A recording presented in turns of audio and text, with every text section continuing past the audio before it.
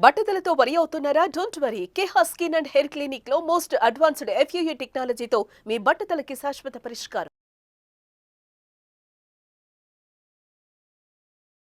నమస్కారం. నా పేరు డాక్టర్ షగుఫ్తా. నేను న్యాచురోపతి డాక్టర్ని. మలబద్ధకం, కాన్స్టిపేషన్ అండి. ప్రతి ఒక్కరిలో ఆల్మోస్ట్ మనం 10 మందిని తీసుకున్నాం అనుకోండి, దాంట్లో 7, 8 మంది సఫర్ అవుతున్న కంప్లైంట్లో ఈ మలబద్ధక సమస్య ఉంది. ఎక్కడో 2, 3 మంది మాత్రం తప్ప మిగతా వాళ్ళందరికీ కాన్స్టిపేషన్ అనేది అధికంగా అయిపోయింది. అసలు ఎందుకు మలబద్ధక సమస్య అనేది ఒక ప్రాబ్లమాటిక్గా చూస్తున్నాం? మోషన్ రావట్లేదంటే ఈవినింగ్ వచ్చేస్తుంది, లేదంటే మంచి ఫుడ్ తీసుకుంటే వచ్చేస్తుంది అన్న విషయం అందరికీ తెలిసిందే. కానీ అసలు మలబద్ధక సమస్య కోసం ఎన్నో రకాల ట్రీట్మెంట్స్, ఎన్నో రకాల రెమెడీస్ ఫాలో అవుతున్న వాళ్ళు ఉన్నారు. చిన్న చిన్న పిల్లలే, చిన్న చిన్న పిల్లల్ని తీసుకొస్తారు. మా పిల్లడు 3 రోజులైంది, 4 రోజులైంది, వారమైంది మోషన్కి వెళ్ళి అంటుంటారు. వినడానికి ఎంత ఆశ్చర్యంగా అనిపిస్తుంది. వాళ్ళకైతే అసలు అనిపించదు కూడా అనిపించదు. చాలా మందిలో ఈ పిల్లలు ఫేస్ మీద పింపుల్స్ రావడము, అండ్ స్వెట్ స్మెల్ ఎక్కువగా రావడము, లేదంటే జుట్టు రాలడం, ఇవన్నీ కంప్లైంట్స్ ఉంటే మనం పేరెంట్స్ ఏం చేస్తామంటే ఏదో కంప్లైంట్ ఉంది అని చెప్పేసి మనం పిల్లల్ని అడుగుతాం. సో రెగ్యులర్గా మోషన్కి వెళ్తున్నాం అని అడుగుతాము.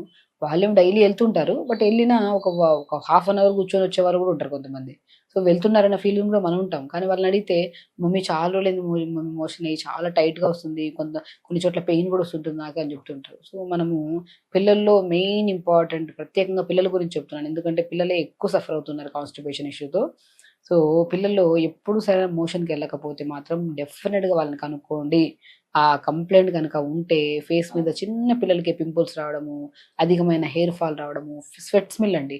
మనం పక్కన కూర్చోవడానికి కూడా ఇష్టపడం పిల్లల దగ్గర. ఎందుకంటే అంత స్వెట్ స్మెల్ ఎక్కువొస్తుంటది. చాలా మందిలో కాన్‌స్టిపేషన్ ఉంటే మీరు గమనించాల్సిన విషయము, వాళ్ళు మనం చెయ్యి జస్ట్ ఒక హ్యాండ్ షేక్ కోసం ఇచ్చినా కూడా చెయ్యంతా స్వెట్‌గా ఉంటది. ఈ వాళ్ళలో కూడా ఆల్మోస్ట్ 70% కాన్‌స్టిపేషన్ ఇష్యూస్ ఉండే ఛాన్సెస్ ఉన్నాయి.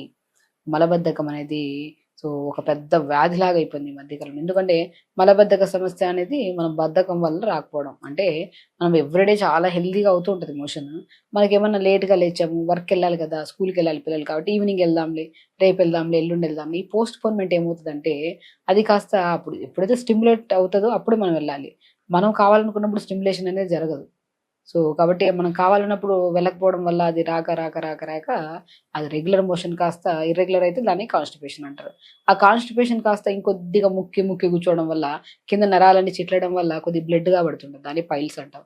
ఇంకొద్ది కాస్త కాంప్లికేట్ అయితే ఫిస్టులా కింద ఒక తీగలాగా ఇలా కనపడుతుంది. చేతులు పెడితే కదా తెలుస్తా ఉంటది. దూరంకెళ్తే మనం కొలన్ క్యాన్సర్ వరకెళ్తది. కాబట్టి కాన్‌స్టిపేషన్ అనేది చిన్న సమస్య అని వదిలేస్తే మాత్రం it leads to so many problems. కాబట్టి మీకందరికి ఒక సింపుల్ నాలెడ్జ్ తెలియాలి కాబట్టి ఇంత క్లియర్‌గా చెప్తున్నాను. కాబట్టి కాన్‌స్టిపేషన్ ప్రాబ్లమ్ ఉంటే బెస్ట్‌గా పనిచేసేది బీట్రూట్. బీట్రూట్ అండి వెరీ సింపుల్. పెద్దవాళ్ళలో గానీ, చిన్న పిల్లలు గానీ కాన్‌స్టిపేషన్ ప్రాబ్లమ్ ఉంటే బీట్రూట్ ముక్కలు 4, 5 ముక్కలు ఒక 250 ఎంఎల్ వాటర్‌లో వేసి చిన్న చిన్న ముక్కలు మంచిగా మరిగిచ్చి ఫిల్టర్ చేసేసుకొని తాగండి.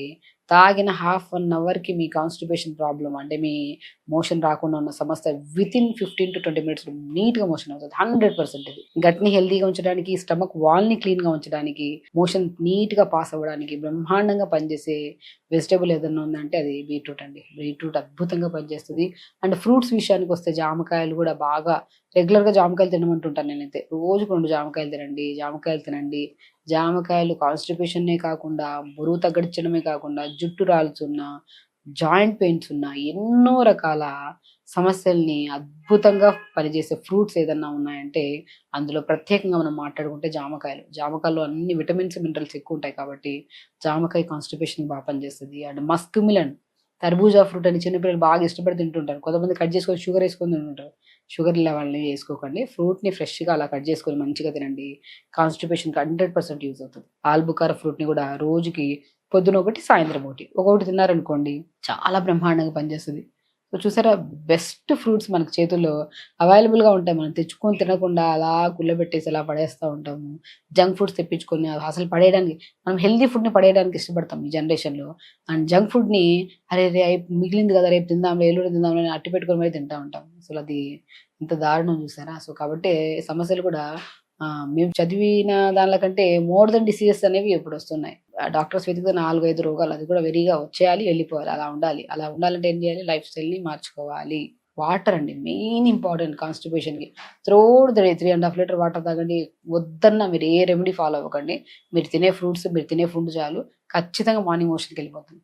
సరిగా వాటర్ తాకపోవడం వల్లే నేను 80% ఈ సమస్య రావడానికి కారణం అంట నేను. కాబట్టి వాటర్ సరిగా తీసుకోండి. దాంతో పాటు జామకాయలు తీసుకోండి. ఆల్బుకార ఫ్రూట్ బ్రహ్మాండంగా పనిచేస్తది కాన్‌స్టిపేషన్‌కి. బీట్రూట్ నానబెట్టిన వాటర్‌ని తాగితే ఇంకా అద్భుతంగా పనిచేస్తది. సో, కాన్‌స్టిపేషన్ సమస్య భయంకరంగా మారడానికి ముందే మనం పసిగట్టి అరే! రోజు మోషన్‌కెళ్ళట్లేదు కదా! ఆ రోజు మనం వీడియో విన్నాము. అసలు పెద్ద ప్రాబ్లమ్ వస్తదంట. దానికి ముందే మనం ఏదో దీన్ని కరెక్ట్ చేసుకుందాం అని చెప్పి ఈ ఫ్రూట్స్‌ని యాడ్ చేసుకుంటా ఉండి అండ్ ఇంకొక బెస్ట్ థింగ్ అండి మునగాకు. మునగాకు తెప్పించుకొని ఎండబెట్టి పౌడర్ చేసుకోండి. ఆ పౌడర్‌ని రోజు రాత్రిపూట ఎర్లీ డిన్నర్ చేయాలి. సో, ఎర్లీ డిన్నర్స్ చేస్తున్నప్పుడు మజ్జిగ తాగుతాం కదా! పల్చటి మజ్జిగలో హాఫ్ స్పూన్ అంత మునగాకు పౌడర్ కలుపుకొని తాగండి. కొంతమందికి మునగాకు తీసుకుంటే వేడవుతది. కొంతమందిలో అంతలో కాదు. అప్పుడు మునగాకు పావు స్పూను, సోంపు పావు స్పూన్. సోంపు ఉంటది కదా! సోంపు పౌడర్ చేసేసి ఆ పౌడర్ పావు స్పూను, మునగాకు పౌడర్ పావు స్పూన్ కలుపుకొని పల్చటి మజ్జిగ తాగండి. నెక్స్ట్ డే వద్దన్నా మొత్తం నీట్‌గా ఫ్లష్ అయిపోతదనమాట.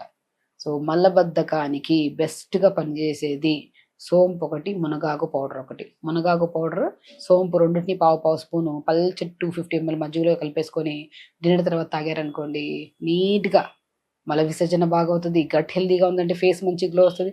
ఫేస్ గ్లో ఉందంటే హెయిర్ హెల్తీగా ఉంటది. బాడీలో ఉన్న ఆర్గాన్స్ అన్నీ హెల్తీగా ఉంటాయి. ఇవి చేసుకుంటే మలబద్ధక సమస్య రాకుండా మనం కాపాడుకోవచ్చు. దాంతో పాటు రెగ్యులర్‌గా యోగా దయచేసి అందరికి రిక్వెస్ట్ చేస్తాను. ఎందుకంటే హెల్త్ అనేది చాలా ఇంపార్టెంట్ అండి. ఎన్నో రకాల డిఫరెంట్ కైండ్ ఆఫ్ ఇష్యూస్ మన దగ్గరికి వస్తుంటారు.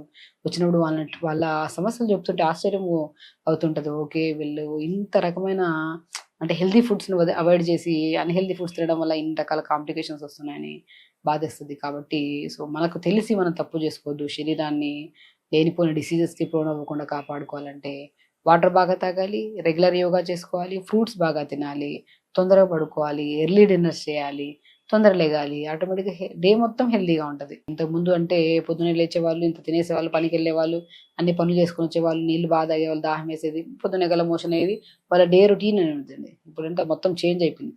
షిఫ్ట్ వైస్ వర్కులు, జంక్ ఫుడ్స్, ఇటు చూసినా జంక్ ఫుడ్, పోనీ ఈ కాలంలో హెల్తీ ఫుడ్‌కి అలవాటు చేసుకున్నామంటే చుట్టుపక్కల అంతా ఎక్కడ చూసినా అవైలబిలిటీ జంక్ ఫుడ్స్ అయిపోయాయి.